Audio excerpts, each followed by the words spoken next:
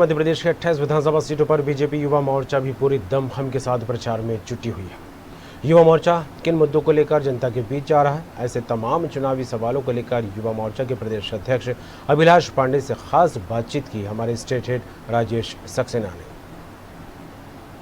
उपचुनाव की जंग जारी है और लगातार जिस तरह से अगर हम बीजेपी की बात करें वो तमाम सारे नेता कैंपेनिंग कर रहे हैं, चुनाव प्रचार कर रहे हैं, दावे हैं, वादे हैं, आरोप हैं, प्रत्यारोप हैं। हम मौजूद हैं अशोकनगर में और हमारे साथ में है भारतीय जनता युवा मोर्चा के प्रदेश अध्यक्ष अभिलाष पांडे जी। चूँकि वी.डी. शर्मा साहब प्रदेश अध्यक्ष यहाँ आ रहे हैं और वो भी आज अशोकनगर में हैं, युवा संवाद करने जा रहे हैं, लेकिन उससे पहले गुफ्तगू कर लेते हैं, चर्चा कर लेते हैं अभिलाष पांडे से। अभिलाष जी, जिस तरह से इस जंग को कहें, हालांकि उपचुनाव है और ये भी इतिहास है कि कभी भी उपचुनाव हुआ 1, 2, 3 सीट पे हुआ, लेकिन 28 सीटों पर हो रहा है और चुनाव ऐसा हो रहा है जैसे आम चुनाव हो। किस तरह की जंग है, किस तरह की ये लड़ाई है, कौन से मुद्दे हैं? देखिए, ये 28 जो उपचुनाव मध्य प्रदेश के अंदर हो रहे हैं, ये अपने आप में बहुत महत्वपूर्ण चुनाव है, क्योंकि इस चुनाव से मध्य प्रदेश की दिशा और दशा तय होने वाली है।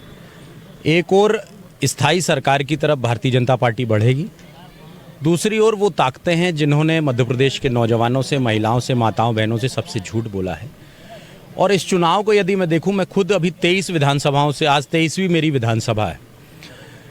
असत्य पर सत्य की जीत के महापर्व के रूप से सभी लोग मनाना चाह रहे हैं और इस चुनाव के अंदर जो मुख्य मुद्दा है वो विकास बनाम विनाश का है।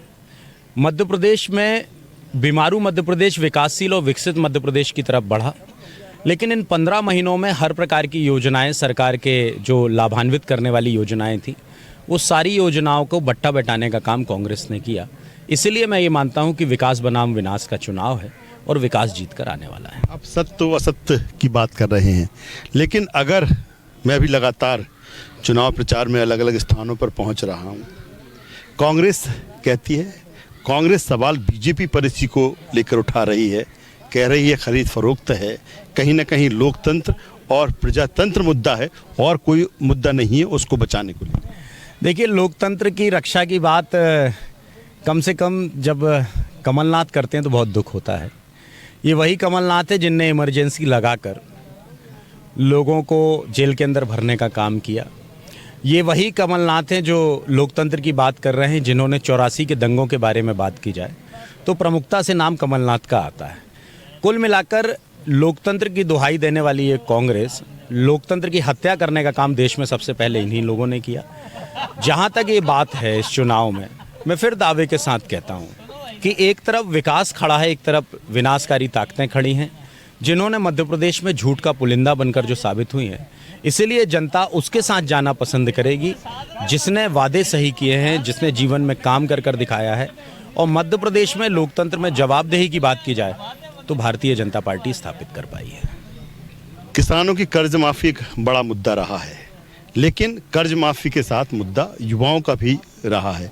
इस चुनाव में चूंकि आप युवाओं का प्रतिनिधित्व करते हैं, युवाओं को किस स्थिति में आप देखते हैं इस चुनाव में? चूंकि आज युवा संवाद भी है, जाहिर सी बात है कि हर चुनाव में युवाओं की महत्वपूर्ण भूमिका होती है।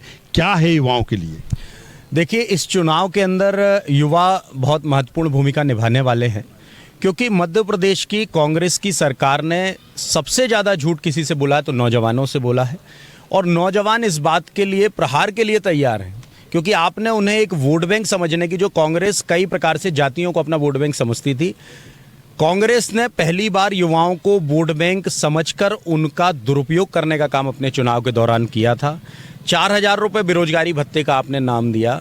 मैं दावे के साथ कहता हूं, मैं चैलेंज करता हूं आपके चैनल के माध्यम से कि कांग्रेस के कमलनाथ और दिग्विजय सिंह किसी एक नौजवान को खड़ा कर दें कि मैंने इनको 4000 रुपये बेरोजगारी भत्ता दिया था, जो मैंने अपने घोषणा पत्र में कहा था। आपने कहा था स्वामी विवेकानंद युवा शक्ति मिशन के नाम से 4000 रुपये बेरोजगारी भत्ता देंगे। एक भी नौजवान यदि मध्य प्रदेश का होगा तो मैं आपको विश्वासपूर्वक कहता हूं, अपनी गाड़ी की फ्रंट सीट पर बैठा के उसको मध्य प्रदेश में घुमाऊंगा और दिखाऊंगा कि ये वो नौजवान है जिसको 4000 रुपये बेरोजगारी भत्ता मिला। लेकिन एक भी नौजवान ऐसा मध्य प्रदेश के अंदर नहीं है। इसीलिए नौजवान इस चुनाव में महत्वपूर्ण भूमिका निभाएंगे। और जो मध्य प्रदेश की भारतीय जनता पार्टी की सरकार और मुख्यमंत्री जी ने मध्य प्रदेश की नौकरियां मध्य प्रदेश के लिए ये नौजवानों को एक सौगात दी है, ये अपने आप में एक ऐतिहासिक कदम है, इसलिए नौजवान बीजेपी के साथ खड़ा है।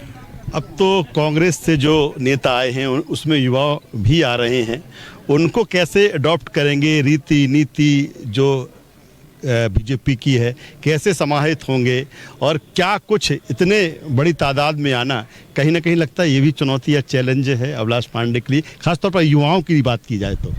देखिए, भारतीय जनता पार्टी में जो लोग आए हैं उनका हम सब ने स्वागत किया और हृदय से हृदय मिलाकर हम सब लोग काम कर रहे हैं, और प्रशिक्षण भारतीय जनता पार्टी की परंपरा है, इसलिए उनको भी पार्टी की रीति नीति से प्रशिक्षित किया जाएगा। लेकिन मैं देख रहा हूं कि जो लोग भारतीय जनता पार्टी में आए हैं और उन्होंने बीजेपी स्वीकार की है, वो सब पूरी ताकत के साथ एक समरस होकर इस चुनाव पर उतरे हैं, और पार्टी का भी, युवा मोर्चे का, बीजेपी का कार्यकर्ता पूरे प्राण प्रण मनोयोग से जुटा हुआ है। युवा मोर्चे के कार्यकर्ताओं ने भी स्पेशल 11 पंचायतों के अंदर अपनी टीम हमने गठन की है, बूथ के मैनेजमेंट में युवा मोर्चा लगा हुआ है, और मैं दावे के साथ कहता हूं कि इस पूरे चुनाव में युवा मोर्चे की टीम पूरी ताकत के साथ जुटकर 28 सीटों पर कमल खिलाने का प्रयास कर रही है। आखिर में बीजेपी को कहाँ पाते हैं, वक्त कम बचा है, 3-4-5 दिन का ही समय है, कहाँ पाते हैं बीजेपी को? चूंकि अगर कांग्रेस की बात करें तो अभी भी वो आंकड़ा जो है उसकी बात वो कर रहे हैं, बीजेपी कहाँ स्टैंड करती है?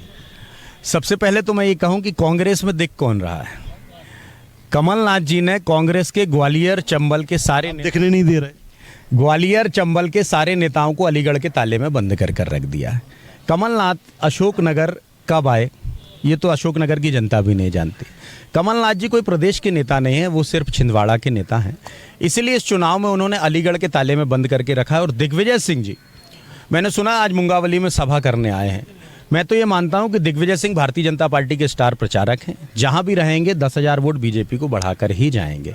इसीलिए इस पूरे चुनाव के अंदर कांग्रेस कहीं नहीं दिख रही, क्योंकि कांग्रेस के पास वादे छूटे थे, कांग्रेस के पास नीति, नियत, नेता और नारे नहीं हैं।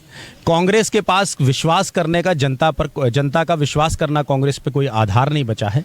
इसलिए झूठी कांग्रेस अब चेहरा दिखाने लायक भी नहीं बची है। और मैं दावे के साथ कहता हूं कि भारतीय जनता पार्टी के पास लीडरशिप की बड़ी फहरिस्त है। आदरणीय शिवराज जी हैं, आदरणीय विष्णुदत्त शर्मा जी हैं, नरेंद्र सिंह तोमर जी हैं, कैलाश जी हैं, प्रभात जी हैं। हमारे अनुसूचित जाति के एक व्यक्ति को इतनी बड़ी सौगात भारतीय जनता पार्टी ने दी है कि आदरणीय लाल सिंह जी आर्य, जो अनुसूचित जाति हमारे उसके नेता हैं, उनको राष्ट्रीय अध्यक्ष जैसे उससे नवाजा गया है। ऐसे थावरचंद जी, बाकी सारे लोग हमारे, ज्योतिरादित्य सिंधिया का कितना, सिंधिया जी अब हमारे साथ हैं, और सिंधिया जी के साथ भारतीय जनता पार्टी की पूरी ताकत उनके साथ खड़ी है, वो पार्टी के साथ खड़े हैं। एक कार्यकर्ता के रूप से आदरणीय सिंधिया जी काम कर रहे हैं, और मैं ये विश्वासपूर्वक कहता हूँ कि नौजवान भारतीय जनता पार्टी के ऐसे नेतृत्व पर विश्वास कर भारतीय जनता पार्टी के साथ मिलकर और कमल खिलाएगा। और आपने कहा है कि आगामी समय में क्या होगा, तो मैं दावे के साथ कहता हूं कि ईवीएम मशीनें जब खुलेंगी तब कमल के फूल उगलते हुए दिखाई देंगे, और हम विकास के मुद्दे के आधार पर इन 28 सीटों पर चुनाव जीतेंगे।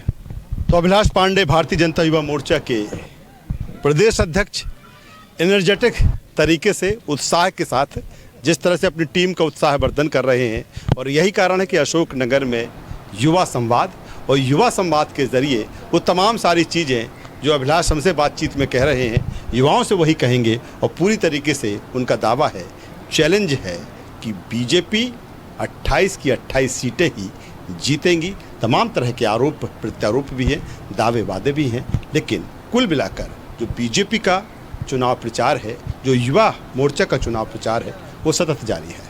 कैमरा पर्सन इमरान के साथ राजेश सक्सेना, न्यूज़ वर्ल्ड, अशोक।